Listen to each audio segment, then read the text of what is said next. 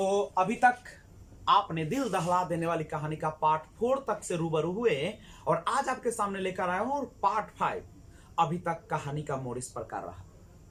एक बच्ची का जन्म होना, खुशियों का माहौल छा जाना परिवार में, और उसके बाद अचानक उस लड़की के माँ का पैर टूटना। बच्ची स्कूल जाते जाते, और बच्ची 6 साल का हो चुकी थी, क्लास 2 में भी जाने चली गई थी, टॉप की थी, और उसी बीच माँ के लिए भिक्षा मांगकर इलाज करवाई। और उसके बाद उस लड़की को भी गंभीर बीमारी हो गई, कैंसर।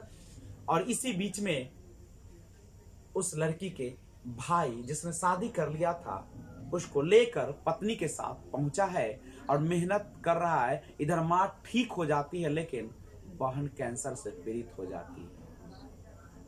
अभी तक आपने यहां तक कहानी जाना। आगे कहानी में मोड़ आती है। आपको जैसा कि पता है कि उसके जो पिता थे एक नशेबाज और घर में लड़ाई झगड़ा करने वाले, और इसी बीच वो कुछ खेत को भी बेचते हैं, और खेत नहीं बेचते हैं, उसकी जगह पे अपने गाय और उसकी जो बकरियां होती है छोटे छोटे, उन सबको बेचकर और सारे पैसे को पीकर हजम कर जाते हैं। तो अब आखिर सवाल उठता कि इतनी भयंकर बीमारी होने के बाद अब उस लड़की का इलाज हो तो कैसे हो। क्योंकि भाई के पास उतना पैसा नहीं, भाई मेहनत जरूर कर रहा है और माँ भी ठीक हो चुकी है, लेकिन इधर एक अजूबा सा तमाशा होता है।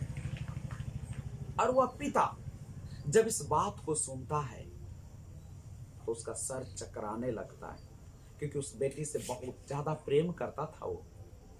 और वह अचानक पहुंच जाता है हॉस्पिटल जहां पे उस लड़की का इलाज चल रहा है। वहां पे उसकी माँ है और उस लड़की का जो है भाई और उसकी पत्नी भी आ गई। लेकिन अब थोड़ा सा उसका लड़की का जो पिता है वह समझदार होने लगता है, और वह समझने लगता है, क्योंकि आप जानते होंगे कि एक पिता का या माँ का अपने बेटे बेटियों संतान के प्रति कितना ज्यादा दर्द होता है। और अब माहौल में कुछ चेंजिंग आती है।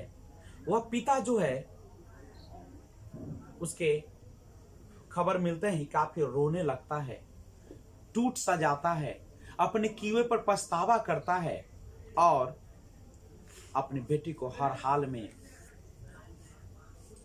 जीवन देने के लिए डॉक्टर से आग्रह करने लगता है। डॉक्टर उसे समझाते हैं कि अब इसको कोई नहीं बचा सकता है।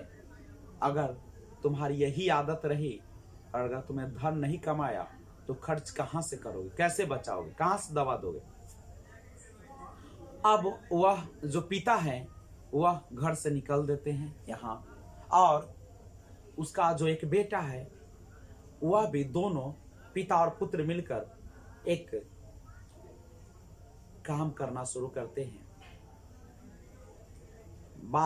और वो मजदूरी करते हैं, और जिससे पैसे होना शुरू हो जाता है। उसके बाद धीरे धीरे एक छोटा सा राशन का दुकान खोलते हैं और उसमें अपनी आवाज को मधुर रखते हैं, ग्राहकों से अच्छा से पेश आते हैं। और उसका बेटा